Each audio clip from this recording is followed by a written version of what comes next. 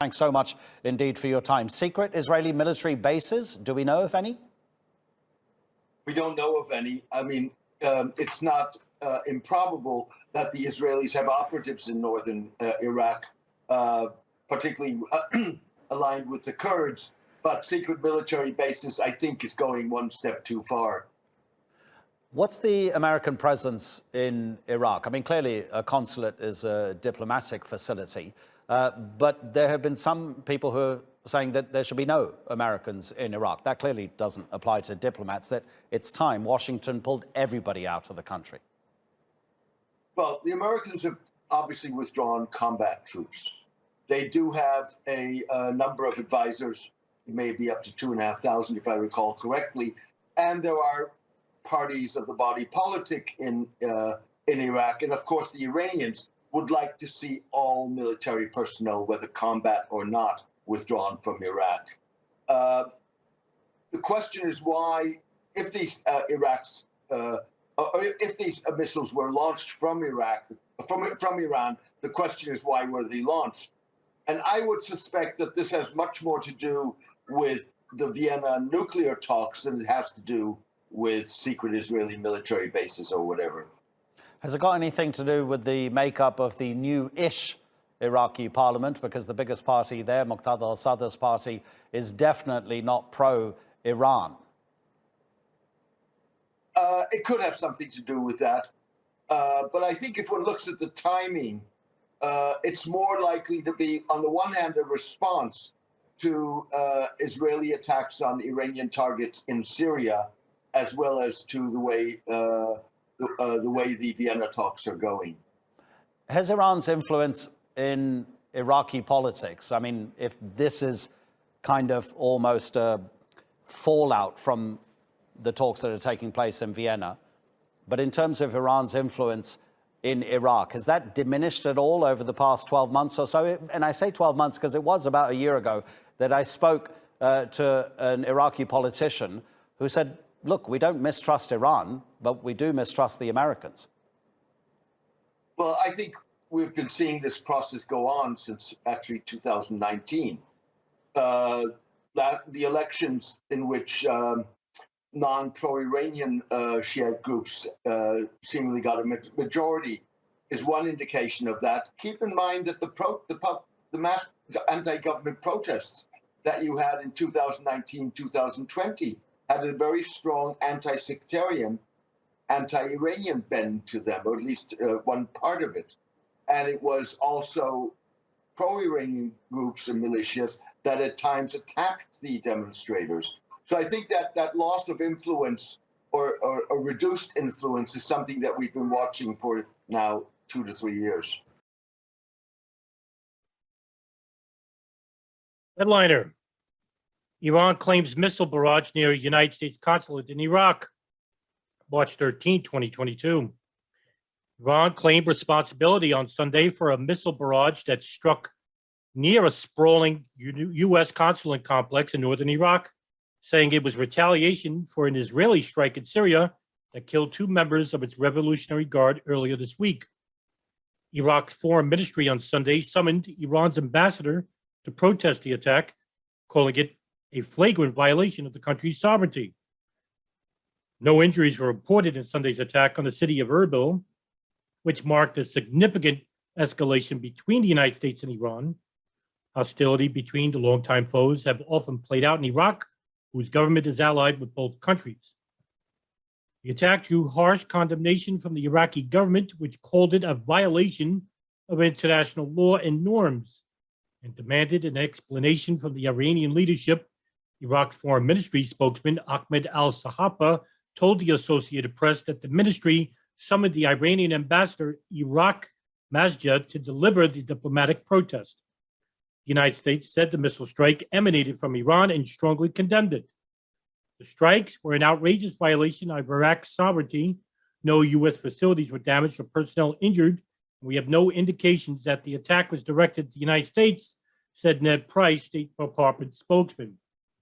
Iran's powerful Revolutionary Guard said on its website that it attacked what it described as an Israeli spy center in Erbil.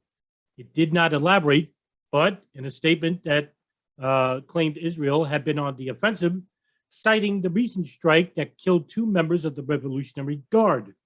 The semi-official Tasnim news agency quoted an unnamed source as saying Iran fired 10 Fatah missiles, including several Fatah 110 missiles, which have a range of about 186 miles, which is 300 kilometers. The source claimed the attack resulted in multiple casualties, although there were no immediate comment from Israel on the allegations on the Iranian missile barrage. Following a cabinet meeting, the Iraqi government in Baghdad reiterated its refusal to allow Iraq to be used to settle scores between other countries and said it has requested an explanation on the Iranian leadership. The attack came several days after Iran said it would retaliate for an Israeli strike near Damascus, Syria, that killed 2 members of its Revolutionary Guard. On Sunday, Iran's state-run IRNA news agency quoted Iraqi media acknowledging the attacks in Erbil without saying where they originated. Headliner: Israel urges Biden not to remove Iran's Revolutionary Guards from terror blacklist. Dated March 18, 2022. Israeli Prime Minister Naftali Bennett and Foreign Minister Yair Lapid issued a joint statement on Friday urging the Biden administration not to remove the Iranian Revolutionary Guards Corps from the U.S. blacklist of foreign terrorist organizations. Bennett and Lapid's statement was unusually strong in its criticism of the Biden administration, calling the proposed move an insult to the victims. On Wednesday, Axios reported that the Biden administration is considering removing the Islamic Revolutionary Guard Corps from a terrorist blacklist in return for a public commitment from Iran to de-escalate in the region. Agreement to restore the 2015 nuclear deal is nearly complete, but Iran's demand that President Biden reverse Donald Trump's decision to designate the Iranian Revolutionary Guard Corps as a foreign terrorist organization is a key remaining sticking point. The Iranian Revolutionary Guards are Hezbollah in Lebanon, they are Islamic Jihad in Gaza, they are the Houthis in Yemen, they are the militias in Iraq. Bennett and Lapid had said the fight against terrorism is a global one, a shared mission of the entire world. We believe that the United States will not abandon its closest allies in Israel in exchange for empty promises from terrorists. Bennett and Lapid went on to say that the IRGC is responsible for attacks on American civilians and American forces throughout the Middle East, including in the past year.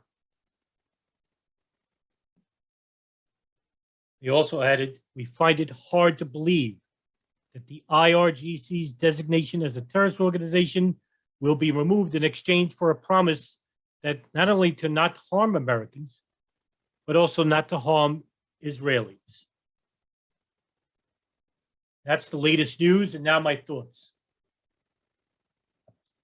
The Department of the Treasury claimed that the Iranian Revolutionary Guard Corps had supported several organizations already on the terrorist watch list, including Hamas, Hezbollah, and the Palestinian Islamic Jihad, as well as the Taliban.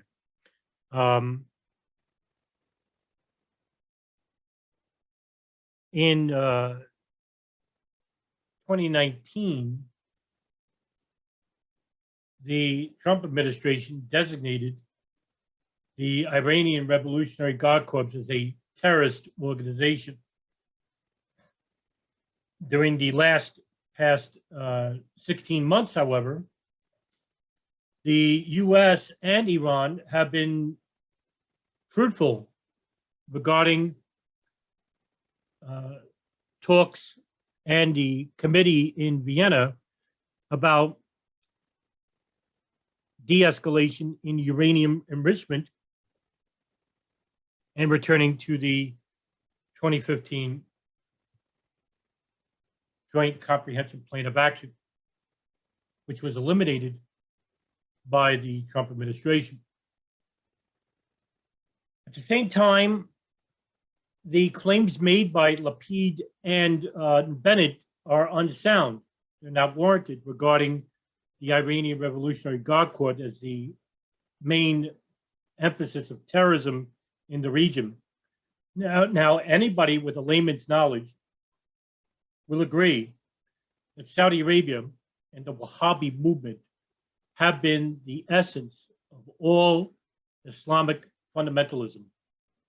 Al-Qaeda, Boko Haram, Jaish-e-Mohammed, Abu Sayyaf, and the Islamic State in Levant, and many others, are all following the works of Muhammad ibn Abdul al-Wahhab, the founder of Wahhabism, and the scholars of Ibn Taymiyyah and Ibn Hanbal, who were the influence behind Wahhabism. These are Salafist movements from the Sunni sect. Meanwhile, the Iranian Revolutionary Guards are Shia. And the Islamic Republic of Iran and the Syrian Arab Republic are allies.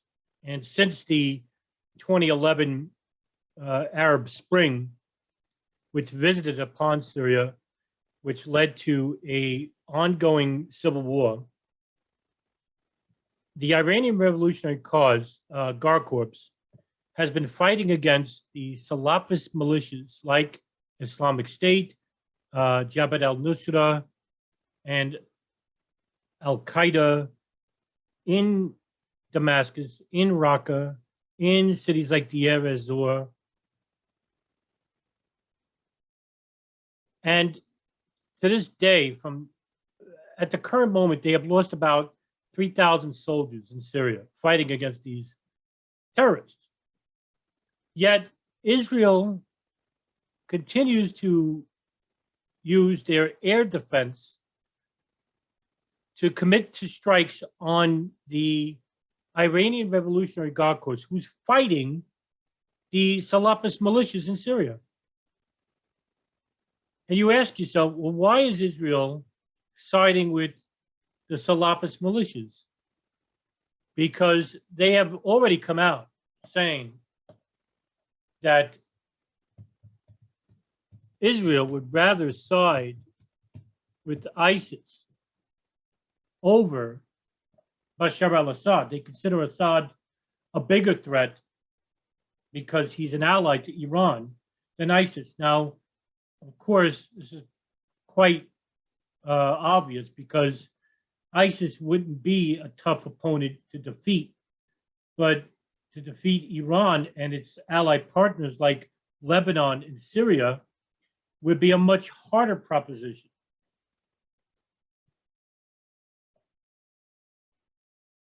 Even though Israel would consider ISIS an enemy, they consider them a friend because a friend of an enemy of my enemy is my friend, as the adage goes on regarding this conflict. And Iranian troops in Syria are getting training and funding as well as military aid from the Iranian government. And you have a number of Iranian army corps like the Quds Force, the Islamic Republic of Iran Army, the Islamic Republic of Iran Army Ground Forces, and the Iran Air Force, as well as state-sponsored militias such as the Lima Zain Bedouin and the Hezbollah. At the same time, while they're striking Iranian military units, they're also striking Hezbollah units at the same time. So trying to defeat two enemies at once. Meanwhile, they're precipitating the fundamentalist groups in Syria when they could be destroying them. But that's not Israel's cause. Israel's cause is for having the United States come into an all-out military conflict with Iran. And they've been pushing this conflict for the last 25, 30 years. And I would submit to you that either we're going to be engaging in a war with Iran soon, or we have to speak out now against the corrupt governments of Israel, Saudi Arabia, and the United States, or else they're going to get their wish.